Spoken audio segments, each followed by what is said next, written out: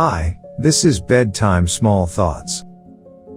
Today, I'd like to share my thoughts about the movie Phoenix, which was released in 2014. Let's get started. How much would someone recognize me even if my face changes? The scars of war are deeply imprinted on her face. To conceal those scars, she had no choice but to have a new face. Yet, Nellie still missed her old face. Everything is ruined now. And that face was the only link connecting her to the people around her and the world. Losing it felt like she had nothing left to prove her existence. If someone asks whether the face truly expresses who I am, Nellie would probably say yes. Not only the shape but also facial expressions. The blink of my eyes, scars, wrinkles, they all contain the time someone has lived through. Regardless of whether they are beautiful or not. All these marks represent the stories someone holds. Among those stories, there are also sad stories that someone wishes to forget. For Nellie, it might be the stories from Holocaust. But she endured that time, thinking of just one person. And during that time, her patience and determination, too, would have left their marks somewhere on her face. So, she probably didn't want to erase those.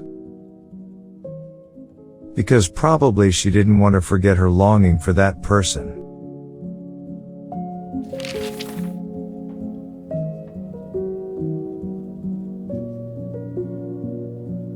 Nellie had a friend who accompanied her throughout the process of being released from Holocaust. This friend assisted Nellie in undergoing surgery to get a new face, hoping she could have a fresh start. Perhaps this friend, while helping Nellie, also wished for her own shattered situation to be reconstructed. Much like Nellie's face, and her life. She might have hoped for the possibility that things could improve not only for themselves, but also for their people and the beliefs they held. In the face of harsh reality and seemingly hopeless situations, she likely wanted to grasp onto anything, any glimmer of hope.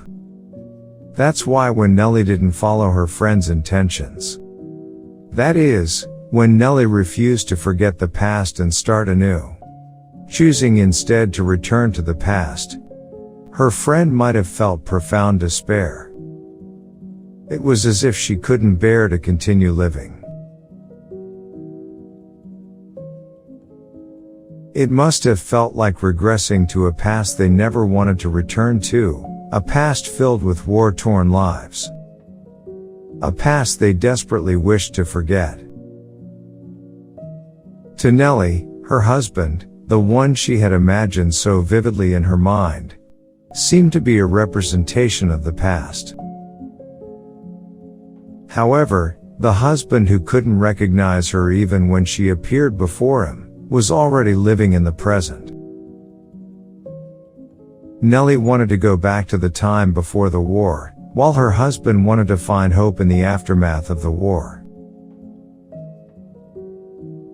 Seeing the two, living in different times, I felt the confusion brought by the destruction of life due to the war and the resulting mismatch of time. I wondered, for those who clung to anything for survival, how could they distinguish what was the past and what was the present?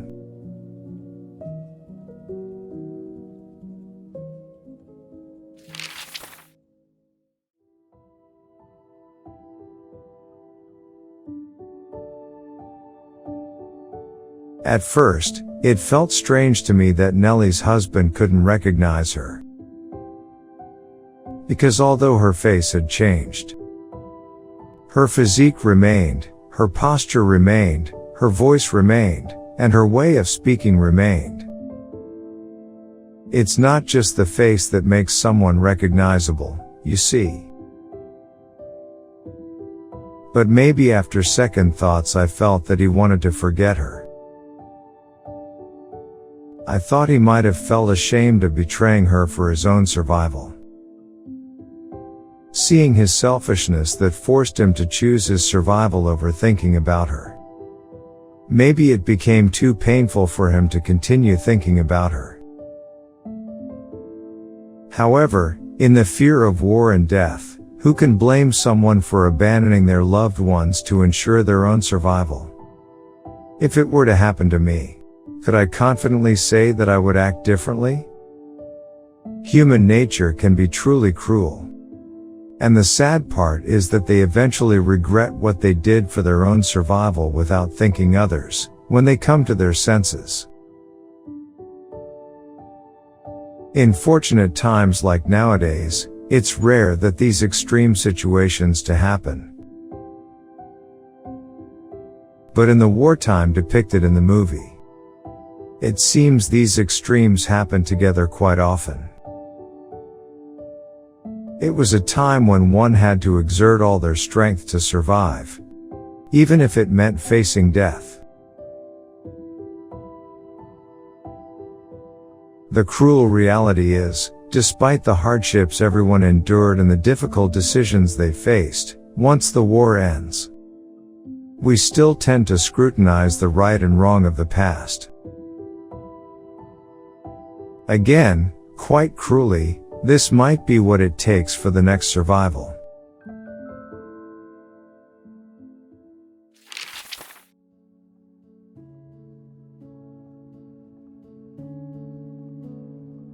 When Nellie's husband heard her song, he finally realized that his suspicions were more than just doubts.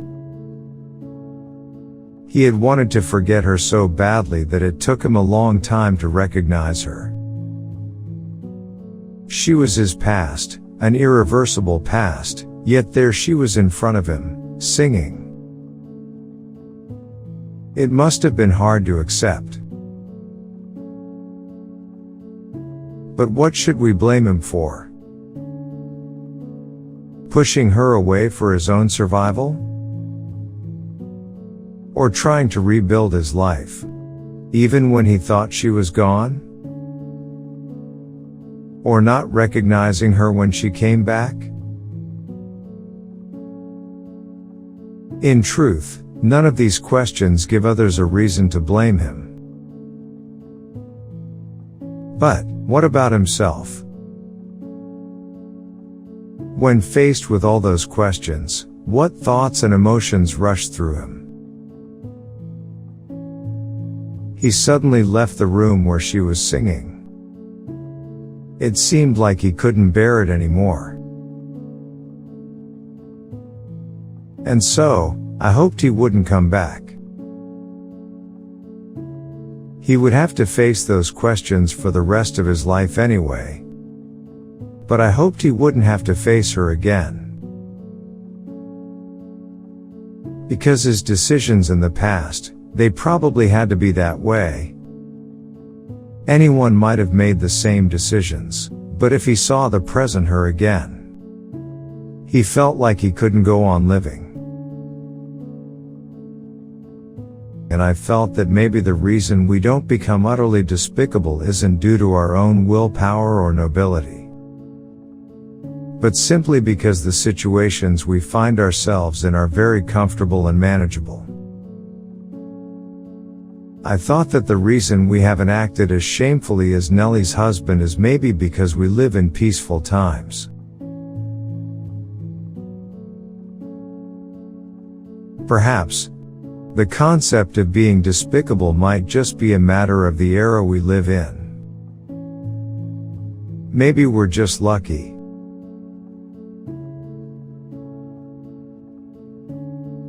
Those are my thoughts on the movie Phoenix for tonight. Have a sweet night.